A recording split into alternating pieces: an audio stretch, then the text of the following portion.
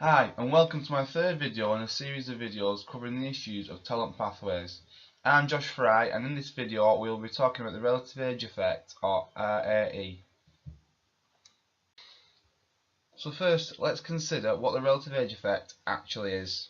According to Delorme and Raspall 2009, the relative age effect is when a child born in January will have matured more physically and cognitively compared to a child born in December later that year, but they will find themselves in the same age group. At younger ages, children who have that advantage physically and cognitively are getting picked for the best teams early, and in turn are developing their skills faster at that sport and gaining the best opportunities to develop to higher levels before the children who are younger in that year get a chance to. In that respect, are we confusing maturity for talent?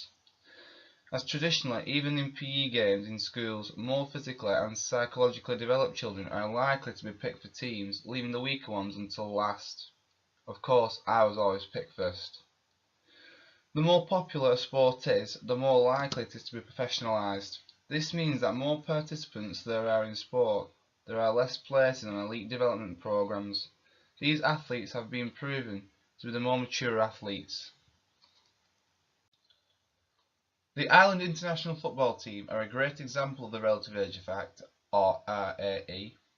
Looking at the 23-man squad who fell just short of a World Cup place against Denmark last year, according to Show in 2017 of the Irish Examiner newspaper, 0 out of the 23-man squad are actually born October to December. However, 11 out of the 23-man squad were born in January to March within the birth years. That's 48% of the Ireland squad born between January and March. There is evidence to suggest this doesn't just happen in Ireland. In youth soccer across Europe, 9 out of the 10 countries studied by Helsen et al. 2005 had more countries born in the first quarter of the year than any other part of the year apart from Spain, who had more players born in quarter 2. Despite this, I have found some contradictory findings that makes us start asking the question, does birth date really matter? A man called Daz, who writes the blogs on keeperportal.com, found a survey of about 24 goalkeepers at Euro 2016. And from this graph, we can see that only 2 of the Euro 2016 goalkeepers were born in the first quarter of the year. And actually the majority of goalkeepers were born in the third quarter of the year. However, this doesn't support findings in a study conducted by Delorme et al. 2009, which found that the relative age effect is maximal among goalkeepers, but in ice hockey. This may be because of the heavy material they wear during a game.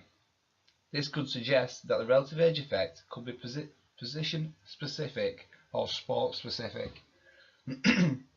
I've found that other pieces of literature which talk about different sports relating to the relative age effect. For example, Skowar et al. 2008, but none which talk about difference from sport to sport.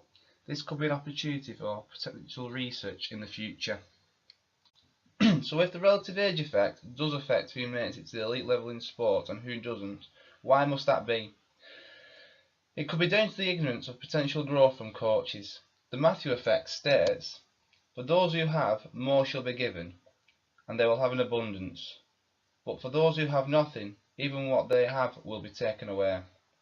Coaches these days pick bigger, faster, stronger players. The ones who have developed earlier, maybe the ones who have been born in the first quarter of the year, and give them guidance and support because they see potential within them. They could be potentially missing out on great talent, and as the Matthew effect says, they are taking away from athletes who have nothing. This leaves some youths handicapped, or as good as, all because they have an inconvenient birthday. This can be summarised sometimes as the richer get richer, the poorer get poorer. Someone who is more famous will get more credit for doing the same thing as an athlete who is less famous. An example of the Matthew effect. If Cristiano Ronaldo was to score a fantastic free kick, he would get more praise and recognition than if Nick Powell from League One Wigan Athletic scored the exact same free kick from the exact same distance and angle.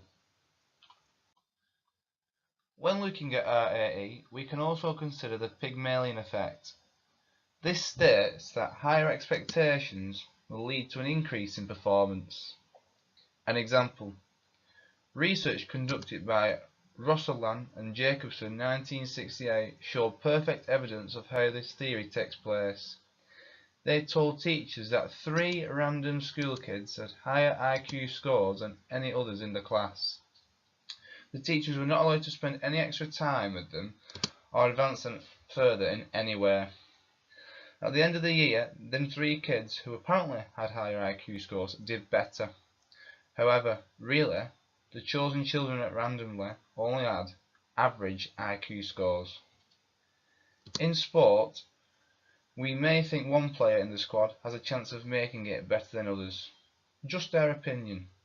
But he ends up making it anyways, because even though he's on the same level as the other players, we have given him more expectation. Relating the Pygmalion effect back to RAE, children who are born earlier in the year, say Q1 of the year, and have physical and cognitive advantage over children born, say, in Q4 of the year, are more likely to be expected to go further in sport and through the talent pathway system, even though potentially they only have still have the same ability as those born in Q4. So after looking what RAE is and the theories surrounding it, we now know that there is a suspicion of controversy in the link between birth date and professional performers. Let's now talk about how to combat those controversies and how to make selection fair. Biobanding. This is a new innovative way to help us make fair selection within the talent pathways process. Biobanding is the process of grouping athletes on the basis of attributes associated with growth and maturation rather than chronological age. This takes away the physical aspect and concentrates on the technical aspect of the athlete. Bournemouth Football Club are one of the first Premier League clubs to introduce the system into their academy, and last year set up a biobanding tournament against Watford, which was very successful, resulting in other clubs such as Stoke City and Reading getting in contact and making inquiries into starting their process themselves. Teams like Bath Rugby Union are following suit. Rugby is a very physical game, and the relative age effect could make it very difficult to allow later developers to progress. Even though he couldn't publish exact figures, according to DeLorme 2009 finding in his study, there is a trend found of strong overrepresentation of athletes born in Q1 in rugby. The benefits of this to a late developer would be it would be easier to progress. The benefits of biobanding to an earlier developer would be it would be a chance to prove that they are good enough against athletes with similar maturity. That's me done for another video in my series of videos, and once again I would like to thank you for watching.